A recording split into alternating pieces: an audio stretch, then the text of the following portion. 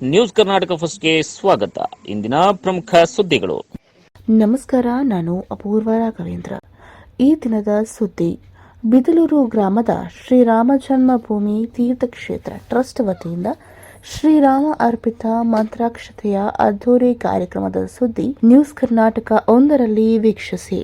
ಬೆಂಗಳೂರು ಗ್ರಾಮಾಂತರ ಜಿಲ್ಲೆ ದೇವನಹಳ್ಳಿ ತಾಲೂಕಿನ ಬಿದಲೂರು ಗ್ರಾಮದ ಶ್ರೀರಾಮ ಜನ್ಮಭೂಮಿ ತೀರ್ಥಕ್ಷೇತ್ರ ಟ್ರಸ್ಟ್ ವತಿಯಿಂದ ಶ್ರೀರಾಮ ಅರ್ಪಿತ ಮಂತ್ರಾಕ್ಷತೆಗೆ ದಿನಾಂಕ 1/1/2024 ಸೋಮವಾರ ಬೆಳಗ್ಗೆ 10 ಗಂಟೆಯಿಂದ 1 ಗಂಟೆಯವರೆಗೂ ನಡೆಯುವ ಪೂರ್ಣಕುಂಭ ಹಾಗೂ ಮಂಗಳ ವಾದ್ಯಗಳೊಂದಿಗೆ ಜಾನಪದ ಕಲಾ ತಂಡಗಳೊಂದಿಗೆ ಶ್ರೀರಾಮ, ಲಕ್ಷ್ಮಣ, ಸೀತೆ, ಆಂಜನೇಯ ಹಾಗೂ ಅಯೋಧ್ಯೆಯ ಶ್ರೀರಾಮ ಜನ್ಮಭೂಮಿ ಮಂದಿರದ ಚಿತ್ರ ಒಳಗೊಂಡ ಭಾವಚಿತ್ರವನ್ನು ಪಲ್ಲಕ್ಕಿಯಲ್ಲಿ ಸಾಧು ಸಂತರು ಹೆಚ್ಚಿನ ಸಂಖ್ಯೆಯಲ್ಲಿ ಭಾಗವಹಿಸಿದ್ದರು. ಮೂಲಕ ಬಿದಲೂರು ಗ್ರಾಮದ ಶ್ರೀ ಚೆನ್ನಕೇಶವ ಸ್ವಾಮಿ ದೇವಾಲಯದಿಂದ ಗೀತ ಗಾಯನ ತಂಡಗಳು, ಜಾನಪದ ಕಲಾ ತಂಡಗಳು ಶ್ರೀರಾಮನ ಭಜನೆಗಳನ್ನು ಗೀತ ಗಾಯನ ದಾರಿ ಉದ್ದಗಲಕ್ಕೂ ಪ್ರತಿ ಮನೆಗಳ ಮುಂದೆ ರಂಗೋಲಿಗಳನ್ನು ಬಿಡಿಸಿದ್ದರು, ಪೂಜೆಯನ್ನ ಸಲ್ಲಿಸಿದರು. ಬಿದಲೂರು ಗ್ರಾಮದ ಮಹಿಳೆಯರು ಕಳಶಗಳನ್ನು ಹೊತ್ತು ಮೆರವಣಿಗೆಯಲ್ಲಿ ಸಾಗಿದರು. ಈ ಕಾರ್ಯಕ್ರಮದಲ್ಲಿ ಗ್ರಾಮವು ಸಂಪೂರ್ಣವಾಗಿ ಕೇಸರಿ ಧ್ವಜಗಳು ರಾರಾಜಿಸುತ್ತಿದ್ದವು. ಗ್ರಾಮವು ಕೇಸರಿಮಯವಾಗಿತ್ತು. ಅಯೋಧ್ಯೆಯ ಶ್ರೀರಾಮ ಜನ್ಮಭೂಮಿಯಲ್ಲಿ ವಿಕ್ರಮ ಸಂವತ್ಸರ 2080 ಯುಗಾಬ್ದ 5125 ಶ್ರೀ ಶೋಭಕೃತ್ನಾಮ ಸಂವತ್ಸರ ಉತ್ತರಾಯಣ ಹೇಮಂತ ಋತು ಪುಷ್ಯಮಾಸ ಶುಕ್ಲಪಕ್ಷ ದ್ವಾದಶಿ 22/1/2024 ಸೋಮವಾರದ ಈ ಶುಭ ದಿನದಂದು ಅಯೋಧ್ಯೆಯ ಶ್ರೀರಾಮ ಜನ್ಮಸ್ಥಾನದಲ್ಲಿ ನಿರ್ಮಾಣವಾಗುತ್ತಿರುವ ಭವ್ಯ ಮಂದಿರದ ನೆಲ ಅಂತಸ್ತಿನಲ್ಲಿರುವ ಗರ್ಭಗುಡಿಯಲ್ಲಿ ಶ್ರೀರಾಮನ ನೂತನ ವಿಗ್ರಹದ ಪ್ರಾಣ ಪ್ರತಿಷ್ಠಾಪನೆ ನೆರವೇರಲಿದೆ. ದಿನಾಂಕ 22/1/2024 ಬೆಳಗ್ಗೆ 11ರಿಂದ ಮಧ್ಯಾಹ್ನ 1 ಗಂಟೆಯ ಮಧ್ಯದಲ್ಲಿ ಪ್ರಾಣ ಪ್ರತಿಷ್ಠಾಪನೆ ನಡೆಯಲಿದೆ. ಅಯೋಧ್ಯ ನಗರಿಯಲ್ಲಿ ಅಮೃತ ಗಳಿಗೆಯಲ್ಲಿ ಪೂಜಾ ಕಾರ್ಯಕ್ರಮಗಳು ಅದ್ದೂರಿಯಾಗಿ ಸಡಗರದಿಂದ ನಡೆಯಲಿದೆ. ಪ್ರಾಣ ಪ್ರತಿಷ್ಠಾಪನೆಯ ದಿನದಂದು ಸಂಜೆ ಸೂರ್ಯಾಸ್ತವಾದ ಮೇಲೆ ತಮ್ಮ ತಮ್ಮ ಮನೆಗಳ ಮುಂದೆ ಎಲ್ಲ ದೇವಾದಿ ದೇವತೆಗಳನ್ನು ಪ್ರಸನ್ನಗೊಳಿಸಲು ದೀಪಗಳನ್ನು ಬೆಳಗುವುದು. ಜಗತ್ತಿನ ಕೋಟಿ ಕೋಟಿ ಮನೆಗಳ ಮುಂದೆ ದೀಪೋತ್ಸವವು ಇಡೀ ಜಗತ್ತು ದೀಪಗಳ ಮಾಲೆಯಿಂದ ಜ್ಯೋತಿರ್ಮಯವಾಗುವುದು. ಈ ಸಮಯದಲ್ಲಿ ಕಾರ್ಯಕ್ರಮದ ಉಸ್ತುವಾರಿಗಳು ಅಧ್ಯಕ್ಷರು ಮುನಿಕೃಷ್ಣ ತಮ್ಮಯ್ಯ, ಬಿದಲೂರು ಗ್ರಾಮ ಪಂಚಾಯಿತಿ ಸದಸ್ಯ ನಂದಕುಮಾರ್, ಐಟಿಸಿ ಮುನಿರಾಜು, ಅಂಗಡಿ ಮಂಜುನಾಥ್, ಮುನಿನಾರಾಯಣಪ್ಪ, ಲಕ್ಷ್ಮೀನಾರಾಯಣ್, ಶಂಕರ್, ರಾಮಾಂಜನಪ್ಪ, ಸೊನ್ನೇಗೌಡ, ಕಾಂತ, ಆನಂದ್, ಡ್ರೈವರ್ ನಟರಾಜು, ಡ್ರೈವರ್ ಮೂರ್ತಿ, ಹುಣಸೇಮರ ಮೂರ್ತಿ, ದೊಡ್ಡಪ್ಪ, ಮಧು, ಶ್ರೀನಿವಾಸ್, ಮುನಿನಾರಾಯಣಪ್ಪ,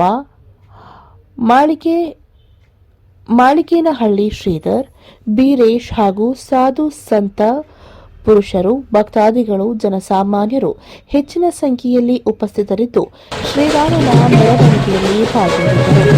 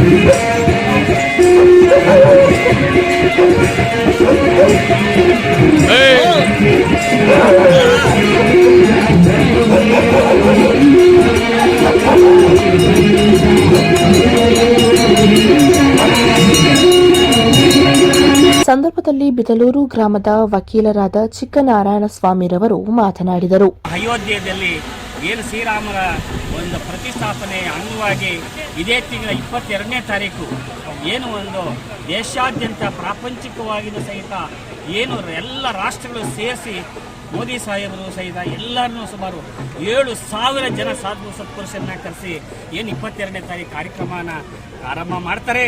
ಆ ಒಂದು ದೃಷ್ಟಿಯಿಂದನೇ ಹೊಸ ವರ್ಷದಾಗಿ 1/1/24ನೇ ಇಸ್ವಿ ಪ್ರಕಾರ ಪ್ರತಿ ಹಳ್ಳಿಯಲ್ಲೂ ಸಹಿತ ಈ ಹಳ್ಳಿ ಜನ ಎಲ್ಲ ಆದರೂ ಹೋದರೆ ಭಾಳ ಕಷ್ಟ ಆಗ್ತೈತೆ ಅನ್ನೋ ದೃಷ್ಟಿಯಿಂದ ಪ್ರತಿ ಹಳ್ಳಿಯಲ್ಲೂ ಪ್ರತಿ ಮನೆಯಲ್ಲೂ ಪ್ರತಿ ಅವರ ದೇವಸ್ಥಾನದಲ್ಲೂ ಪ್ರತಿ ಅವರ ಮನೆ ದೇವರುಗಳಲ್ಲೂ ಸಹಿತ ದೀಪವನ್ನು ಬೆಳೆಸಬೇಕು, ಇದನ್ನು ಇಲ್ಲಿ ಕಾರ್ಯರೂಪ ಕೊಡಬೇಕು ಅನ್ನೋ ದೃಷ್ಟಿಯಿಂದ ಅಲ್ಲಿಂದ ಶ್ರೀರಾಮರ ಅಕ್ಷತೆ ಅರಿಶಿನ ಕುಂಕುಮ ಸಾಧು ಸತ್ಪುರುಷರನ್ನು ಕರೆಸಿ ಅವ್ರ ಕೈಲಿ ಉದ್ಘಾಟನೆ ಮಾಡಿ ಏನು ನಿಜವಾಗೂ ಸಹಿತ ಈ ಪ್ರಪಂಚ ಉಳಿಬೇಕಾಗಿತ್ತು ಅಂತಂದರೆ ಆ ಸಾಧು ಸತ್ಪುರುಷರ ಒಂದು ಇದು ಏನು ಮಾಡ್ಕೊಂಡು ಬಂದಿದ್ದಾರೆ ಶ್ರೀರಾಮರ ಒಂದು ಜಯಂತಿ ಎಲ್ಲ ಪ್ರತಿಯೊಂದು ಹಳ್ಳಿಯಲ್ಲೂ ಸಹಿತ ಪ್ರತಿಯೊಂದು ಮನೆಯಲ್ಲೂ ಸಹಿತ ಶ್ರೀರಾಮರವರ ಮತ್ತೆ ಆಂಜನೇಯ ಮಾತೆಯವರನ್ನ ಏನು ಒಂದು ಇದಾಗ್ತದೆ.